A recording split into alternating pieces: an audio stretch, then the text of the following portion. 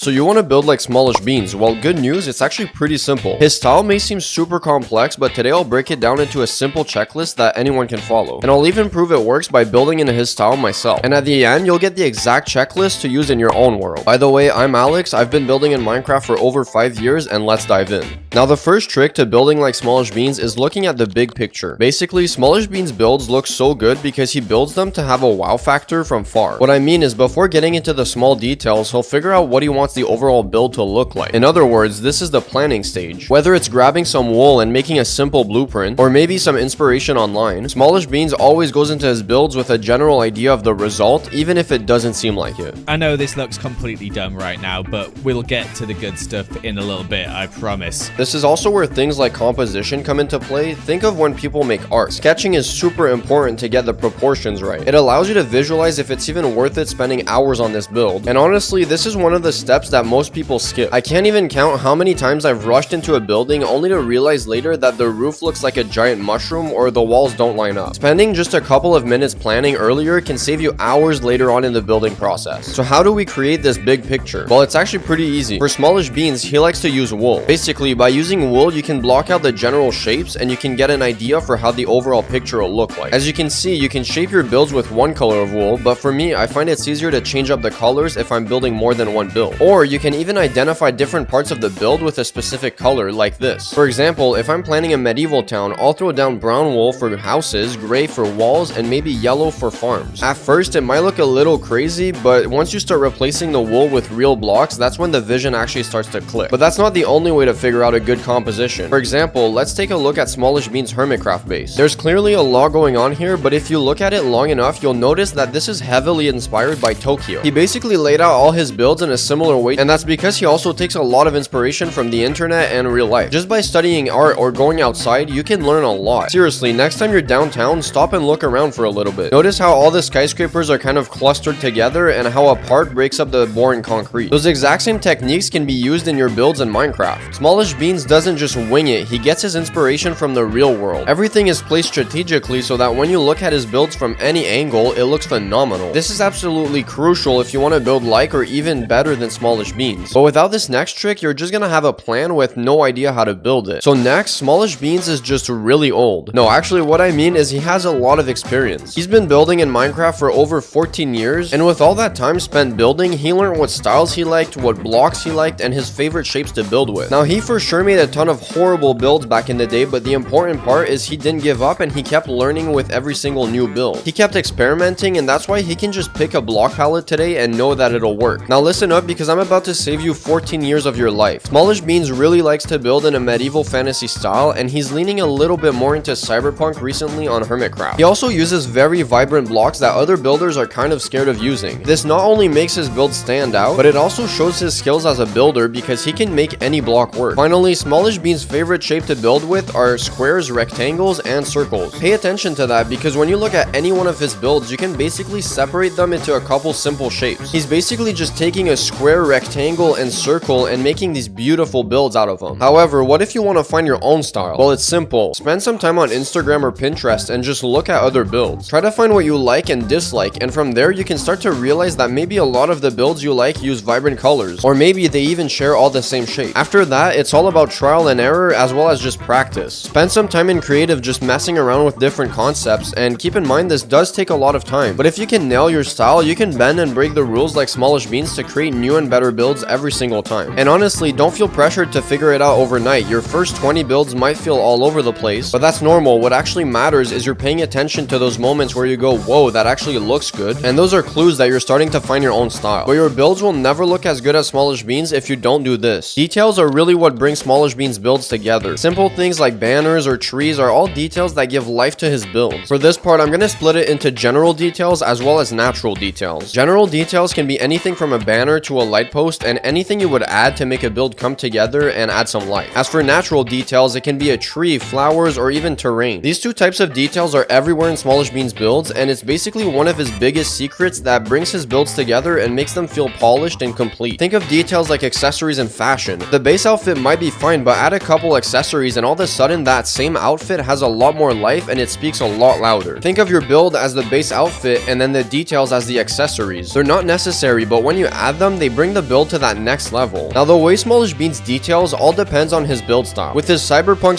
/ Japanese builds, he likes to use a lot of banners and redstone bits. For his medieval builds, he likes to use a lot of hay bales, light posts, and potted plants. When it comes to natural details, SmallishBeans actually stays pretty consistent with every style. He likes to use a variety of custom trees, some small, some big, and different styles of leaves, and then he also likes to use flowers as well as a bunch of vegetation. Finally, sometimes SmallishBeans will build some custom terrain around his builds, and this is super crucial because it makes the build feel like it belongs with the terrain. If you skip this step, your builds are always going to look a little out of place, and that's really what separates a good builder from a very good builder. It's simply details and making the build feel like it's a part of the environment. But if you feel lost when trying to detail, try this. I personally like to go in a creative world, open the menu, and just scroll for a while. I'll find some random blocks that look interesting, and from there I just experiment. When it comes to building in Minecraft, it's a lot of trying things to find your own style. But if you want to get better at building in Minecraft faster and get tips and tricks every single week, then you know what to do. Anyway, details basically make up 50% of SmallishBeans builds, and that's why they're so impressive. He spends so much time adding these small details, and it all brings the build together. But it wouldn't be a SmallishBeans build if it weren't for these two things: landmarks as well as scale. First of all, SmallishBeans barely ever builds a single house. There's always a couple of builds together to make a small village, or like on Hermitcraft, a ton of buildings to create a city. And the second point is obvious, but his builds are just huge. There's no doubt about that. SmallishBeans builds are absolutely massive, and it's why they're so impressive and look so cool. Scale is one of those things that instantly separates casual builds from super impressive ones. A small house is nice, but then add a couple houses next to that and a castle, and all of a sudden it looks a lot more impressive. SmallishBeans understands that building bigger is a lot more epic, and that's why a lot of his builds are absolutely massive. Take building cities and villages, then scale it up to a mega base, and you have a recipe for a sick build. There's even more obvious tricks, but I don't want to bore you guys, so here's a quick montage. Skyline. SmallishBeans builds always have interest in the sky. It's never a flat roof, and there's always variety in the height of the build. Chaos. Sometimes when you know the general rules of building in Minecraft, it's okay to build without a plan. Sometimes it'll turn into an abomination, but some other times it'll turn into something that actually looks really good. And with all the experience SmallishBeans has, it's actually really easy to build without a plan. Avoiding the ordinary. Very often a trend will start and everybody's gonna use the same blocks to build for a month or two, but not SmallishBeans. Instead, he does the opposite. He uses blocks that aren't very popular in building and that people are scared of using. For example, while everyone is using earth tones to build, SmallishBeans uses vibrant colors to make his builds pop. Because of this, his builds stand out a lot more and they look way cooler. This is one of my favorite parts about his style. He's not afraid to look weird at first. While most people like to play it safe, he leans into the crazy blocks, and that's what makes him stand out when everybody else is using the same blocks. Okay, so I just gave you a ton of information, and because it's a lot to keep track of, I made a list. If you follow this list and apply each point to your build, I guarantee you'll be able to build like SmallishBeans. Keep in mind that building is just like art. It takes time and practice. But with this list, I guarantee you can build like SmallishBeans in just 5 days or less. I know that's kind of a crazy statement, but let me prove it to you. I'm gonna make my own build following this checklist in SmallishBeans style to prove to you that this actually works. And trust me, it does. Okay, so for this build, I didn't go for anything too complicated. I just took some inspiration from SmallishBeans Hermitcraft base, and honestly, I'm just kind of getting some shapes out there. I'm starting with the wool outline, of course, which is also something SmallishBeans does. And as you can see, I'm using a lot of squares and just rectangles and all those kinds of shapes, as well as some cool like Asian inspired roofs. And now I'm getting the blocks in, so I'm actually switching out the wool for colors, and I'm gonna use a lot of vibrant colors just like SmallishBeans, of course. I use a lot of red, some green, and you'll see eventually I even use some blue. I think this made the build pop, and you can see with the frog lights that I'm also going for that cyberpunk style. So I'm really going for a mix between an Asian and a cyberpunk style, and really I'm just trying to get the general idea for the build before I actually go ahead and add all the details. I spent a lot of time just getting the colors right, just doing a lot of gradients. If you watch my other videos, you know that you can create artificial shadows with that and highlights, and it elevates your builds to that next level, so go watch my other videos to learn more about that. But anyway, now I'm adding all the small details, all the redstone components that kind of look like machinery or tech, and from there it's as simple as just spamming a bunch of redstone blocks just to make it look like there's some weird cyberpunk stuff going on. This style is really fun because you can kind of just throw anything at the build and it kind of just looks good. I'm editing the video right now and I just realized that I forgot to add all the natural details, which is actually a really big part of SmallishBeans style. So here's what it looks with all the trees, the leaves, and the flowers. Anyway, with that, have a great rest of your day.